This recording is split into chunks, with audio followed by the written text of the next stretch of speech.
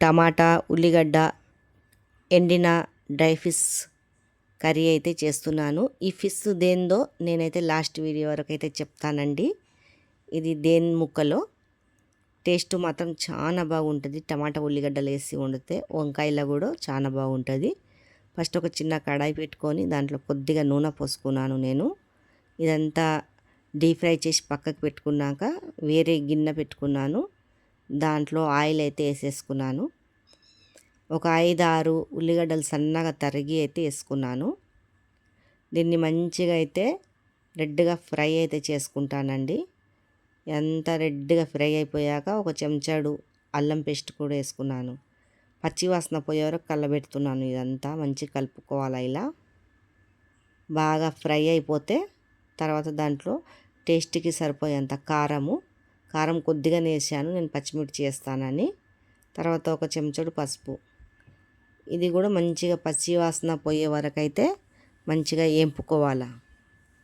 వేపేసుకున్నాక ఒక 5-6 టమాటాలు అయితే సన్నగా అయితే చాప్ చేసుకున్నాను నేను. దీంట్లో అయితే వేసేస్తున్నాను. ఈ టమాటా వేసేసాక మొత్తము కలబెట్టుకుంటున్నాను. ఇదంతా కలబెట్టుకున్నాక సిమ్ము మంట మీద పెట్టేయాల, ఎందుకంటే కింద మాడిపోతుంది. దాంట్లో ఒక 5-6 పచ్చిమిర్చి చీరి వేసుకొని కలెమాకు వేసేసుకున్నాను. ఇదంతా మంచిగా కలబెట్టుకుంటున్నాను. మెత్తగా అయితే ఉడికిపోతుంది. సిమ్ము మంట మీద పెట్టి టేస్ట్కి సరిపోయేంత మనకి ఉప్పు అయితే వేసుకుంటున్నాను. ఇలా చేసుకుంటే అయితే చాలా బాగుంటుంది కర్రీ అయితే. ఇదంతా కలబెట్టుకొని ఒక్క 5 నిమిషాలు సిమ్ము మంట మీద మూత పెట్టేశాను. తర్వాత మూత తీసేసాను. చూడండి ఎంత మంచిగా మెత్తగా ఉడికిపోయిందో ఇలా అంతా. తర్వాత పైనుంచి కొద్దిగా చికెన్ మసాలా అయితే వేసుకున్నాను. వేసుకున్నాక ఒక 2 నిమిషాలు ఉండి మనము ఈ చేపలు ఫ్రై చేసి పెట్టుకుంటాం కదా పక్కకి, తర్వాత కొత్తిమీర కూడా వేసుకున్నాను. వేసుకొని ఇది కొత్తిమీర మంచిగా కలబెట్టుకున్నాను.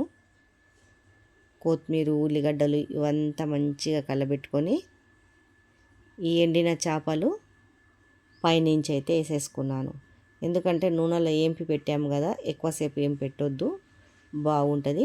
ఇది వచ్చేసి డోనా ఫిష్ ముక్కలండి. ఇవి మేము వేలంగా నుంచి తెచ్చాము.